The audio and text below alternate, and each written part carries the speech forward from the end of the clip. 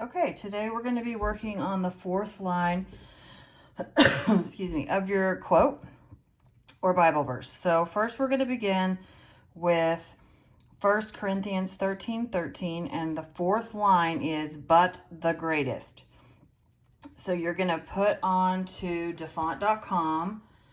You're going to go, you're going to get onto the website. You're going to stick the masculine quote if you're doing the version I have right here in front of you, or you're going to do the Bromello quote, which looks, font, which looks like this.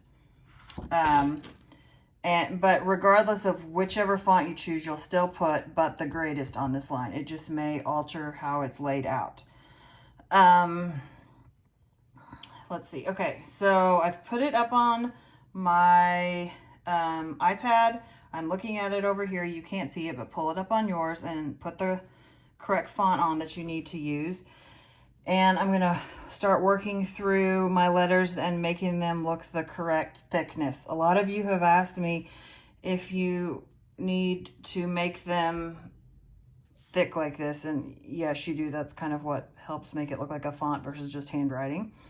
So I've gone ahead and done this first word, "but," and again, you don't need to color it in like I'm doing right here. I'm just trying to show you what it actually looks like, so you can kind of see it a little better on the screen. And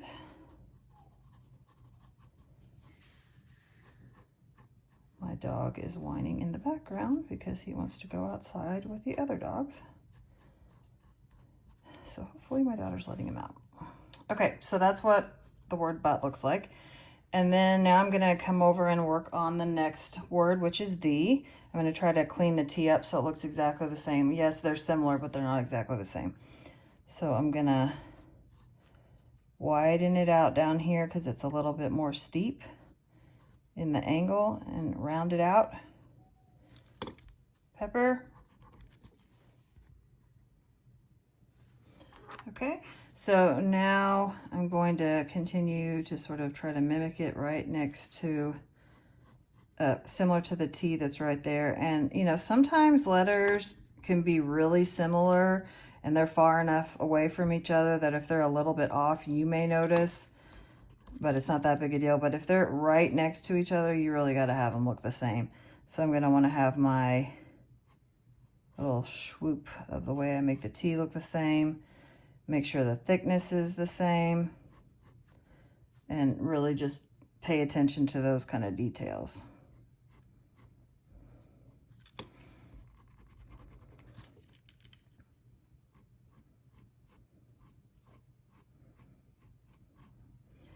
And it is a little bit wider here than it is, excuse me, there. So I'm going to pull it in just a little bit. And then I'll make sure I have it really clean when I use my pen. Okay, moving on to the H. Again, as I've said in pretty much every video I've done, this style of font looks pretty much like traditional cursive, minus a couple of these little legs that like loop like that. So I'm going to work through my H and clean up areas that need to be wider or thinner.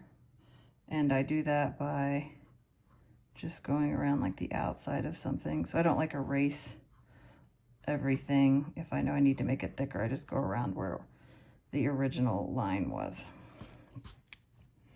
And it also gets thicker down here, so I need to change that up a little bit. So you can kind of see how I'm working on that there. And now I'm going to move over to the word "greatest." And I have it a tiny bit squished up over here with this T. So I'm going to erase it.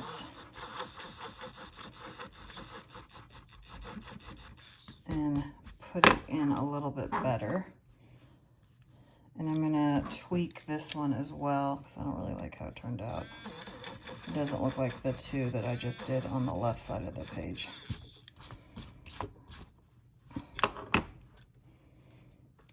Okay, I'm going to put it back down again. and it's gonna have that loop that kind of comes up, but it kind of goes into the E pretty quickly, so I don't know that it's as discernible as the T's on the left are. And then I just have to thicken it up a little bit.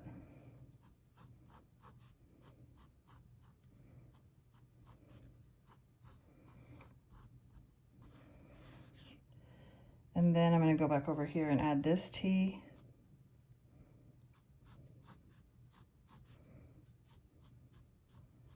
And make sure it ends like this, since it's the last letter, so it looks nice and pretty. Kind of fill it in a little bit there. I know I need to clean up my line a little bit right there. And then stick my little T slash the way I like to do it there. I'm going to go work on the G a little bit, because I think this is the first G I've done on this quote. So it looks like it's thicker through here on the leg, and then it thins out, kind of ends on a thinner note as you get to the end. And then the line goes like this as it rounds. So I'm going with the outer edge that I'm creating right now. And then I will go back in and thicken up. So that's why I didn't really worry about erasing the original part of my G that was off, because I can just make it part of the thickness. Okay, so you can kind of see as you're going through how I'm generally fixing things when they're a little bit off and making them thicker. You know, I'm not going to go in and color all that in with my pencil. I'm just going to do that later when we get to the part with the pen and fill it in with the pen. We've done pretty much all these letters before above, as you can see, like with the S. I think the S is really pretty, how it has like a little loop right here right next to the E, and then it does it again right here. So you can mimic what you did above, and if you have forgotten exactly what I said, you can watch this video again and it'll show you how I kind of went through that whole process. So yeah, I think we're definitely getting there. All right, I'm gonna move on to the other quote. So line 4, this is the Dolly Parton quote, and line 4 says, "You gotta put up." Now I changed my P's because I don't really like the way the P looks on this font, but you totally don't have to. You might really like it, and that's completely fine. You can kind of see how there's like these little lines behind the words. This is like where I originally put it, and then I went over it to clean it up and put it in the correct spot. I recommend, instead of like, because I know you're gonna, a lot of you are gonna have corrections and have had corrections, which is just normal. I mean, you can tell, like, if I had turned this into a teacher based on these lines, that I would have had corrections too. But instead of just erasing and completely starting over, like, take note of what it is I've said to fix and sort of leave it there, unless it's like you literally have to move a massive amount of things over, then erase. But then you can kind of fix it and sort of see the difference. So that might help you versus just getting rid of all of it and starting over again.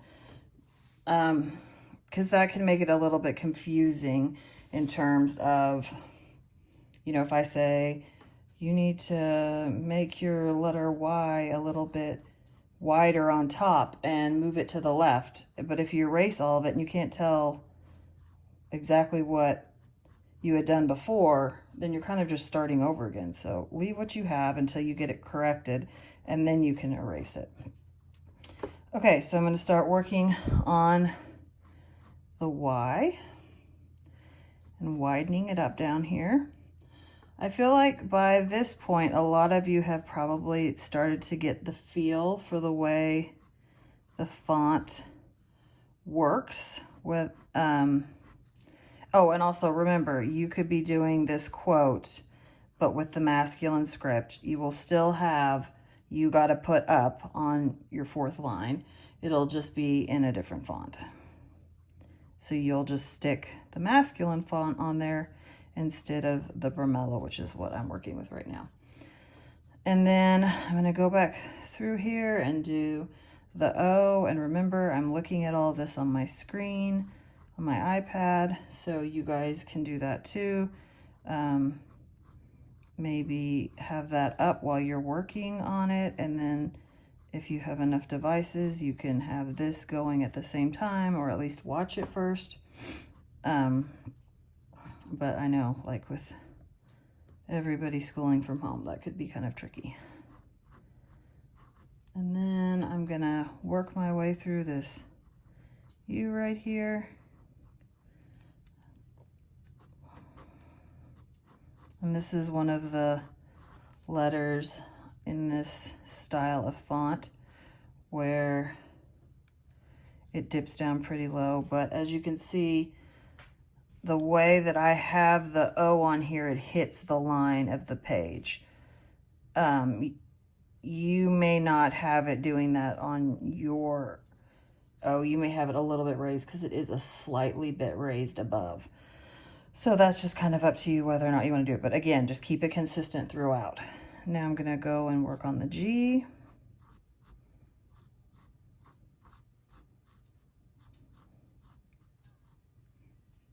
And it gets pretty thick in this area right here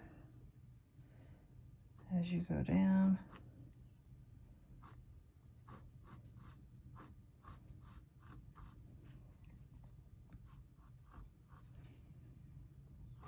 And it loops around. And then I've got my O right here, which I am... Where did you guys go? Okay, so now as I continue to work around the O, I'm gonna head up into the T's, and I did the T's differently, as I've said several times. The ones in the font, to me, look more like a linoleum print, which I think is a little bit hard to replicate. So I have chosen to go with a more traditional cursive T. So that's what I'm doing here. And I'm cleaning it up here. You can see these two T's are right next to each other, but it's looped smaller here because I have it coming up off of the O. Now I'm gonna come over here and work on the P, because it's the first time we've had a P in this, well, besides in the word put right before it. So I'm going to thicken up the U right here and kind of get it cleaned up.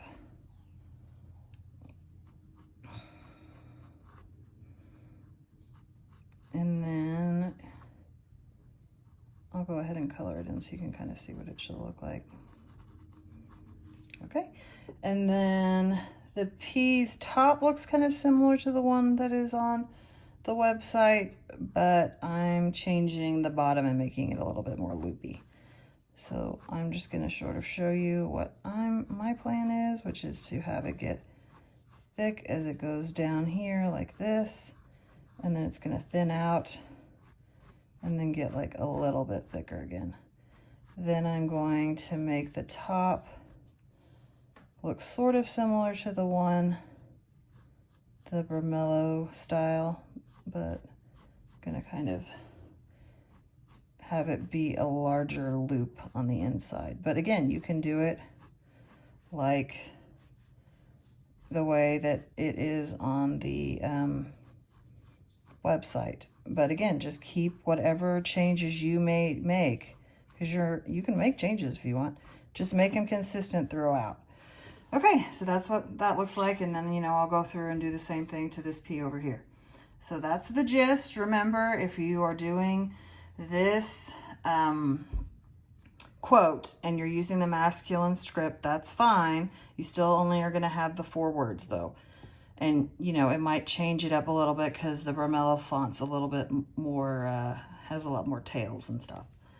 Anyway, all right, you guys are doing a great job, and I look forward to seeing your finished products, which will be on Monday the 20th. So you've got all of this week to finish working on it, and I'm going to continue to work you through all the different steps getting rid of lines, using the pen, all that. So just don't work ahead so that I can make sure when you're giving me check-ins that you're on the right track, because I don't want to have to make you redo a bunch of stuff.